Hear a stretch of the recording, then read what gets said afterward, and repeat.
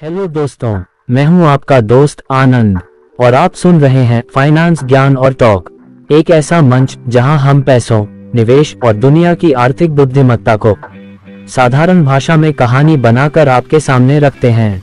आज मैं आपको लेकर चलने वाला हूं उस इंसान की यात्रा पर जिसे दुनिया ओरेकल ऑफ ओमाहा कहती है।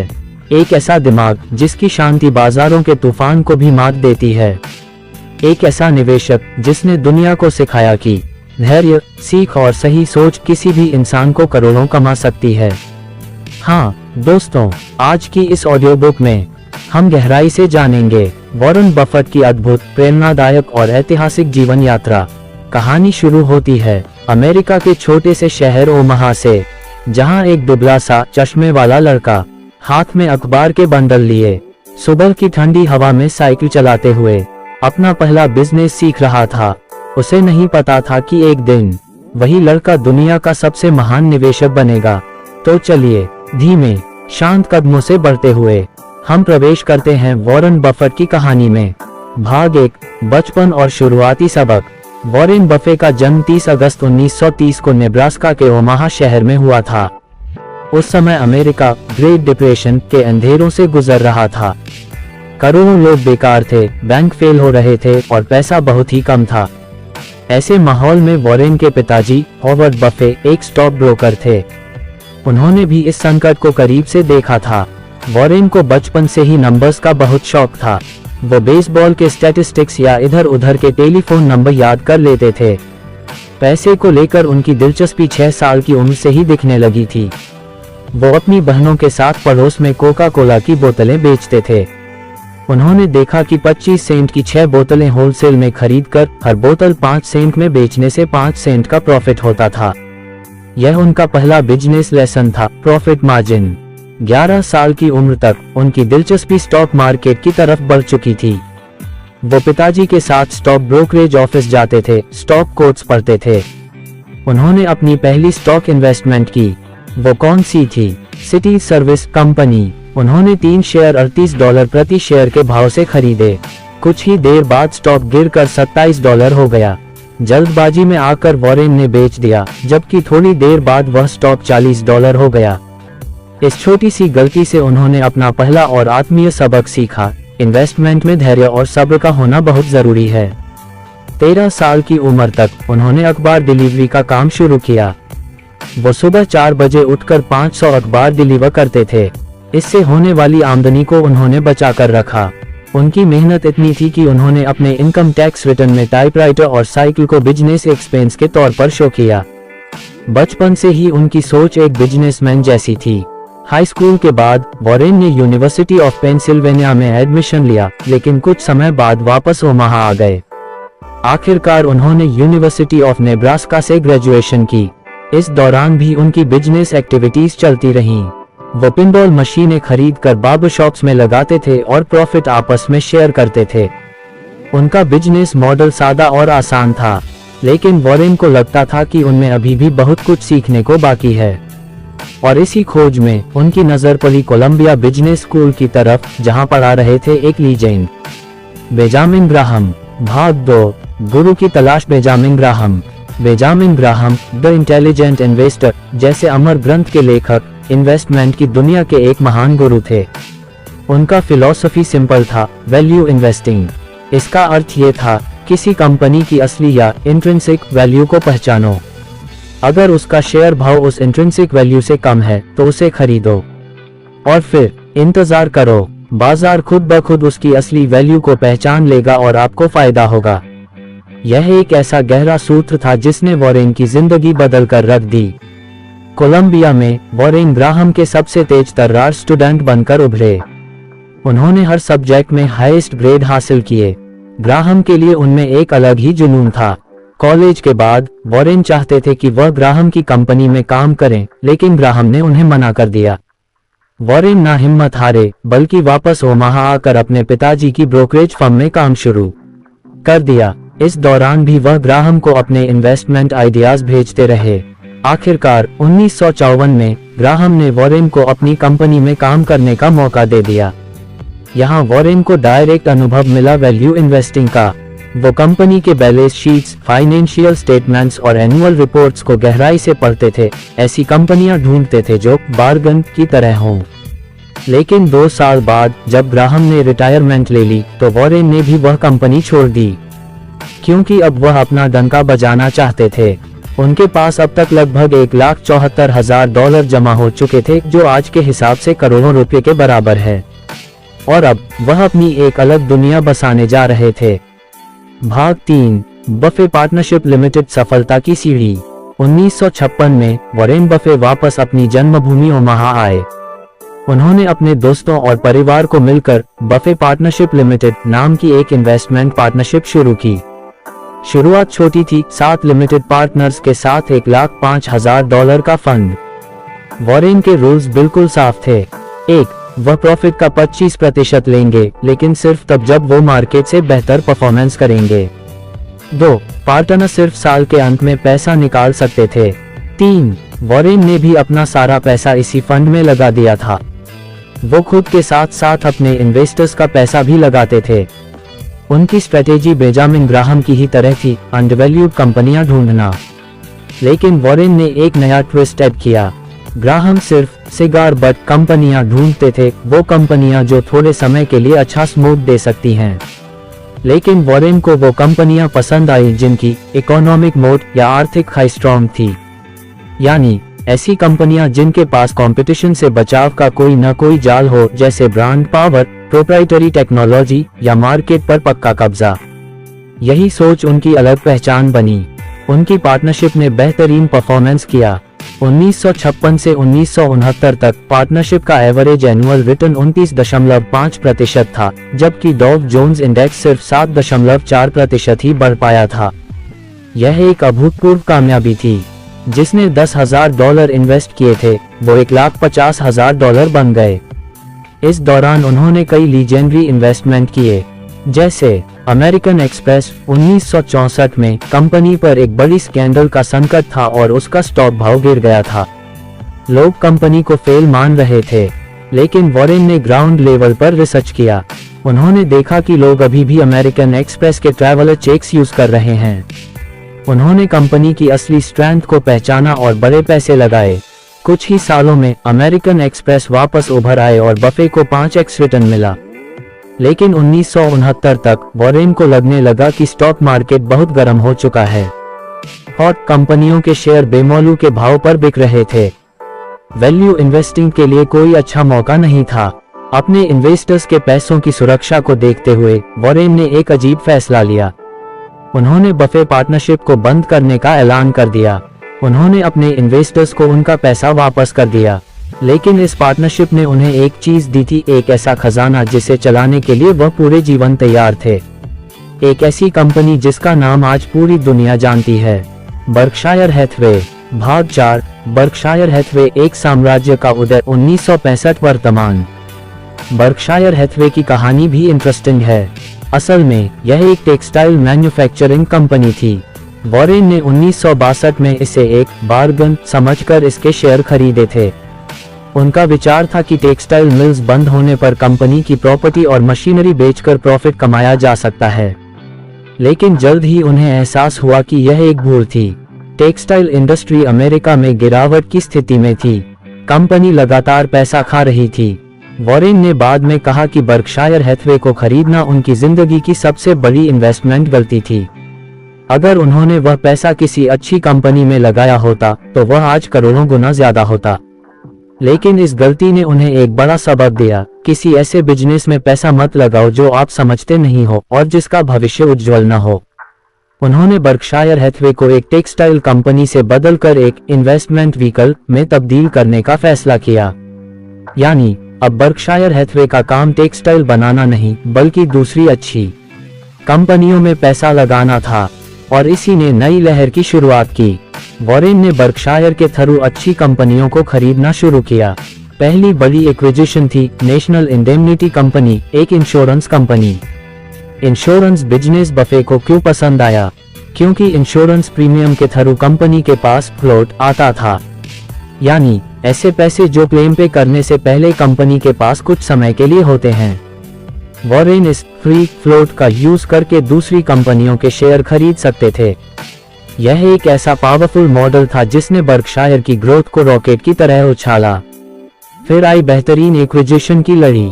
सीज कैंडीज 1972 एक चॉकलेट कंपनी जिसका ब्रांड लॉयल्टी बहुत था। इससे उन्होंने ब्रांड पावर का असली मजा चखना सीखा। द वाशिंगटन पोस्ट 1973 अखबार की दुनिया की एक प्रेस्टिजियस कंपनी। यहाँ उनकी गहरी दोस्ती हुई कैथरीन ग्राहम से। जी को 1976 ऑटो इंश्योरेंस कंपनी।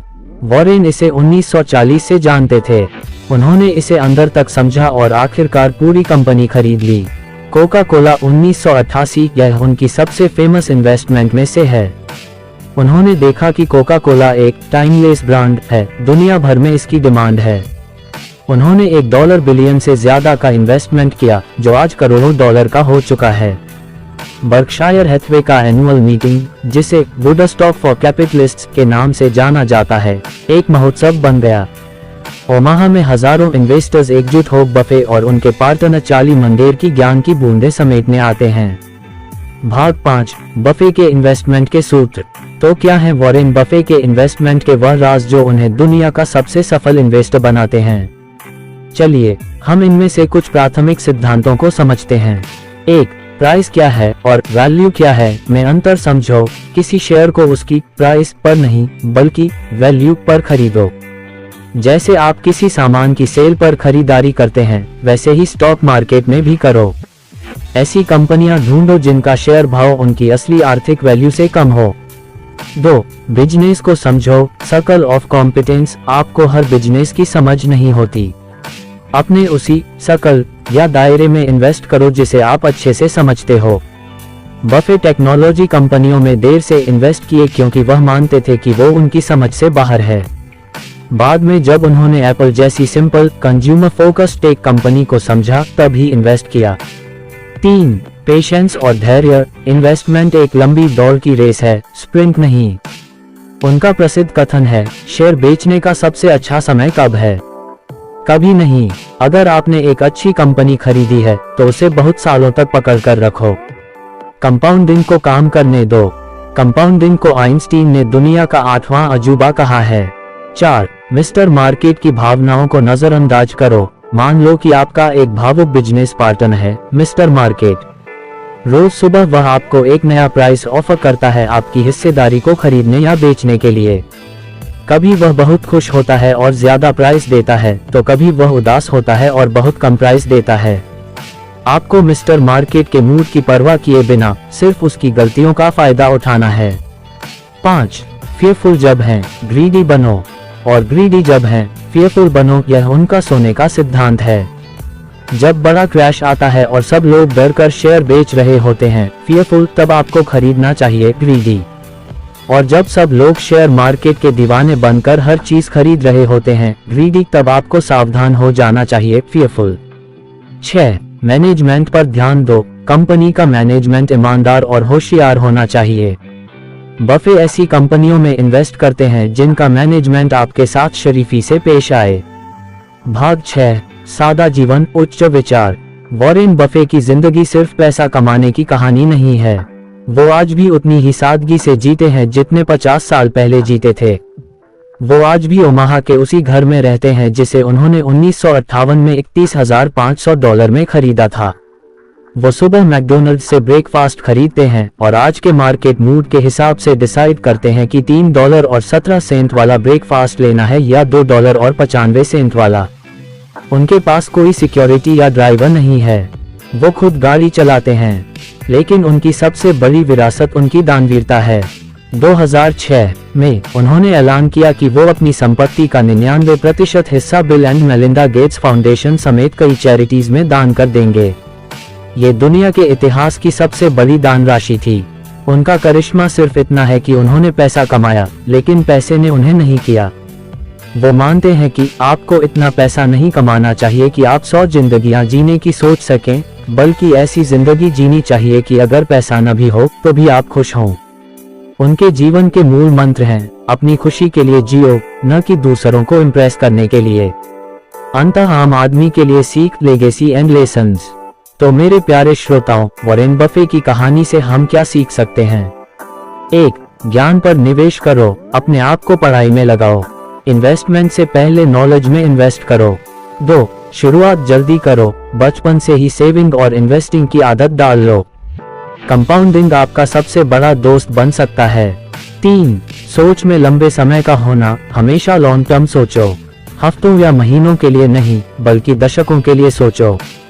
4. अपनी गलतियों से सीखो, बफे ने भी कई गलतियां की हैं, लेकिन उन्होंने कभी उसे छिपाया नहीं बल्कि उसे सीख का हिस्सा बनाया। 5.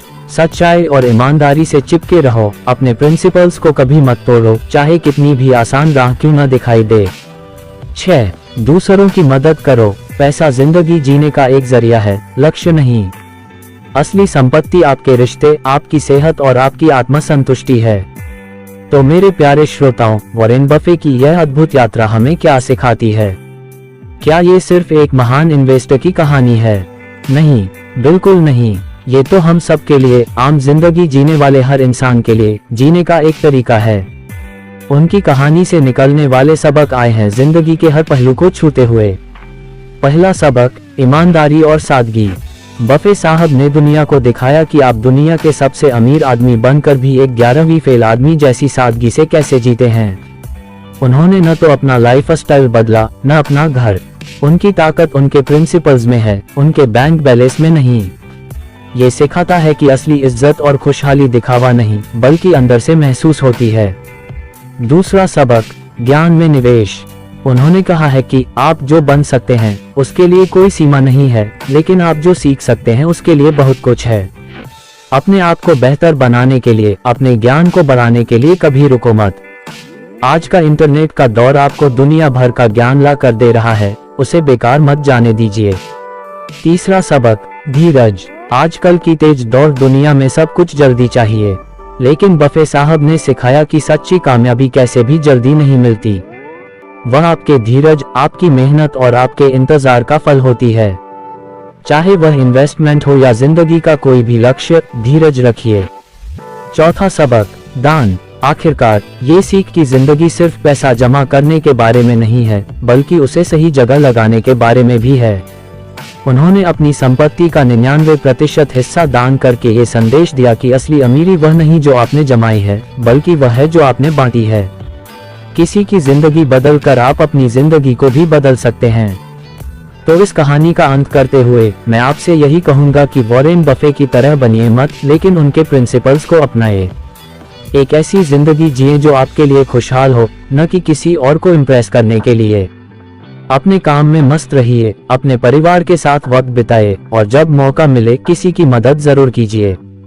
यही है वॉरेन बफे की सच्ची विरासत, यही है जिंदगी जीने का सच्चा तरीका। तो क्या आप सोच रहे हैं कि वॉरेन बफे की कहानी यहीं खत्म हो गई? श्रोताओं, ऐसी कोई बात नहीं है। दरअसल ये कहानी तो अब शुरू होती है। आपकी कहानी। बफे साहब ने तो बस रास्ता दिखाया है, उन्होंने ये सबक दिए हैं, लेकिन अब यह आप पर निर्भर करता है कि आप उनसे क्या सीखते हैं और अपनी जिंदगी में उसे कैसे उतारते हैं। सोचिए, क्या आप अपनी सर्कल ऑफ कॉम्पिटेंस को पहचान रहे हैं? क्या आप वही काम कर रहे हैं जिसे आप समझते हैं और पसंद करते हैं? क्या आप मिस्टर मार्केट की तरह भावुक नहीं हो रहे? क्या आप अपनी जिंदगी के फैसले डर या लोभ के वश में होकर नहीं ले रहे? क्या आप एक अच्छी बिजनेस की तरह अपनी खुद की इंट्रिंसिक वैल्यू को बढ़ा रहे हैं? क्या आप रोज कुछ नया सीखकर, कुछ बेहतर बनकर खुद को ज्यादा वैल्यूएबल बना रहे हैं? और आखिरकार जब आप कामयाब हो जाएं, तो क्या आप बफे की तरह वही सादगी, वही ईमानदारी और वही दान शक्ति बनाए रखेंगे? वॉरेन बफे की कहानी सिर्फ पैसे की नहीं है, ये सच्चाई की कहानी है, धैर्य की कहानी है, अपने आप पर विश्वास की कहानी है, और यह कहानी आपकी भी हो सकती है। कभी सोचा है आपने, अगर बफे साहब आपको एक आखिरी सबक देंगे तो वह क्या होगा? शायद वह ये होगा, अपनी कहानी खुद लिखो। उन्होंने जो कुछ भी पाया वो किसी लकी ब्रेक या विरासत का नतीजा नहीं था, वो एक डिसिप्लिन्ड, प्रिंसिपल्ड और धीरज वाली जिंदगी जीने का नतीजा था। और वही आपके लिए भी संभव है। आज से, अभी से। एक, किसी भी चीज को अंधविश्वास से मत खरीदो, न स्टॉक, न सामान, न कोई विचार। 2. लंबे समय के लिए सोचो, आज की फिक्र को कल की संपत्ति पर हावी मत होने दो। 3. अपना मोट बनाए, कोई ऐसा कौशल सीखिए जो आपको दूसरों से अलग करे। जैसे कोका कोला का ब्रांड उसका मोट है, आपकी क्षमता आपका मोट है। 4. और सबसे जरूरी, खुश रहिए। बफे कहते हैं, मैं दुनिया के सबसे खुश लोगों में से हूँ और मैं समझता हूँ कि इसकी वजह यह है कि मैं वह करता हूँ जो मैं हर रोज करना चाहता हूँ। तो इस ऑडियो बुक को सुनने का यह अंत नहीं है, यह नए विचारों, नई सोच और आपकी नई आर्थिक स्वतंत्रता की शुरुआत है। बफे की विरासत आपके हाथ में है, उसे अच्छी तरह इस्तेमाल करें। आपका दिन शुभ हो। धन्यवाद।